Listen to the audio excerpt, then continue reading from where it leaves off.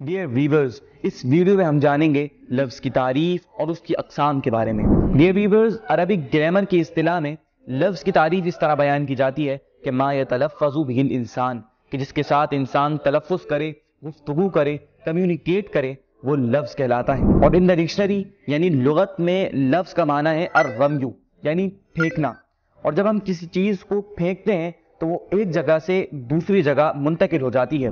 اسی طرح جب ہم گفتگو کرتے ہیں تو ہمارے الفاظ ویوز کی صورت میں ایک جگہ سے دوسری جگہ منتقل ہو جاتے ہیں، اسی لیے اسے لفظ کہا جاتا ہے۔ اور یہی وجہ ہے کہ قرآن مجید فرقان حمید کے ورڈز کو لفظ کے بجائے نظم سے تعبیر کرنا چاہیے، کیونکہ نظم کا معنی ہے کہ ایک لڑی میں حسن ترتیب کے ساتھ موتیوں کو پرو دینا، اور قرآن مجید فرقان حمید اس بات کا حقدار ہے کہ اسے لفظ کے بجائے نظم سے تعبیر کیا جائے۔ ڈیئر ویورز، اب لفظ بامعنی بھی ہو سکتا ہے اور بے معنی بھی۔ A word can be meaningful اور meaningless۔ فار ایگزامپل، اردو زبان میں استعمال کیا جاتا ہے پانی، وانی۔ اب پانی تو ایک سیال مادے کو کہا جاتا ہے جس کو تسکین جاں کے لیے اور بعض مرتبہ تحفیظ جاں کے لیے پیا جاتا ہے، لیکن what is the meaning of Wani? nothing۔ اسی طرح کتاب، وتاب۔ اب کتاب کا کوئی نہ کوئی معنی اور مسمى ہے، لیکن وتاب ایک بے معنی لفظ ہے۔ تو جس لفظ کا کوئی نہ کوئی معنی ہو وہ مستعمل کہلاتا ہے، اور جو لفظ بے معنی ہو وہ مہمل کہلاتا ہے۔ لہذا پانی اور کتاب مستعمل الفاظ کہلائیں گے اور وانی اور وتاب مہمل کہلائیں گے۔ یہ ویورز، اب لفظ مستعمل کی بھی دو اقسام ہیں، نمبر 1 مفرد and نمبر 2 مرکب۔ A single word for single meaning is called مفرد۔ ایک اکیلا لفظ جو ایک معنی پر دلالت کرے مفرد کہلاتا ہے۔ فار ایگزامپل، لفظ رجل۔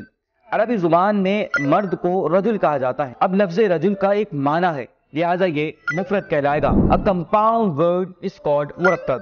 دو یا دو سے زائد کلمات کا مجموعہ مرکب کہلاتا ہے۔ فار ایگزامپل، آیت مبارکہ ہے الحمدللہ رب العالمین۔ اب یہ آیت مبارکہ چونکہ مجموعہ الفاظ ہے لہذا یہ مرکب کہلائے گی۔ ڈیئر ویورز، عربک گرامر میں اب لفظ مفرد کی بھی 3 اقسام ہیں، اسم، فعل اور حرف۔ اسم یعنی ناؤن، وہ لفظ کہ جس کے معنی کو سمجھنے میں کسی دوسرے لفظ کی ضرورت و احتیاج نہ ہو اور اس لفظ میں پاسٹ، پریزنٹ اینڈ فیوچر میں سے کوئی زمانہ بھی نہ پایا جائے، اسم کہلاتا ہے۔ فار ایگزامپل، لفظ الجنت۔ اب لفظ جنت کے معنی کو سمجھنے میں کسی دوسرے لفظ کی ضرورت بھی نہیں ہے اور اس لفظ میں پاسٹ، پریزنٹ یا فیوچر میں سے کوئی زمانہ بھی نہیں پایا جا رہا، لہذا لفظ جنت اسم کہلائے گا۔ فعل یعنی ورب، وہ لفظ کہ جس کے معنی کو سمجھنے میں کسی دوسرے لفظ کی ضرورت اور نیسیسٹی نہ ہو اور اس لفظ میں ماضی، حال یا مستقبل میں سے کوئی زمانہ پایا جائے، فعل کہلاتا ہے۔ فار ایگزامپل، لفظ کتبہ۔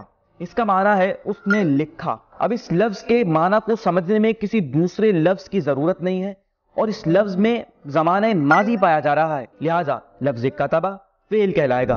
حرف، وہ لفظ کہ جس کے معنی کو سمجھنے میں کسی دوسرے لفظ کی ضرورت ہو، یعنی وہ لفظ اپنے معنی پر دلالت کرنے کے سلسلے میں کسی دوسرے لفظ کا محتاج ہو اور اس لفظ میں کوئی زمانہ بھی نہ پایا جائے، حرف کہلاتا ہے۔ فار ایگزامپل، لفظ من اور الہ۔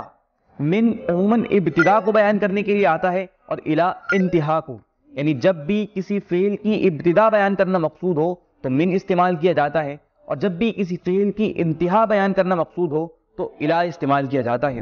فار ایگزامپل، اگر کوئی خوش نصیب کراچی سے مکہ المکرمہ کا سفر کرے تو وہ کہے گا سرت من کراتشی الی المکہ المکرمۃ، یعنی میرے سفر کی ابتدا کراچی سے ہوئی اور انتہا مکہ المکرمہ پر ہوئی۔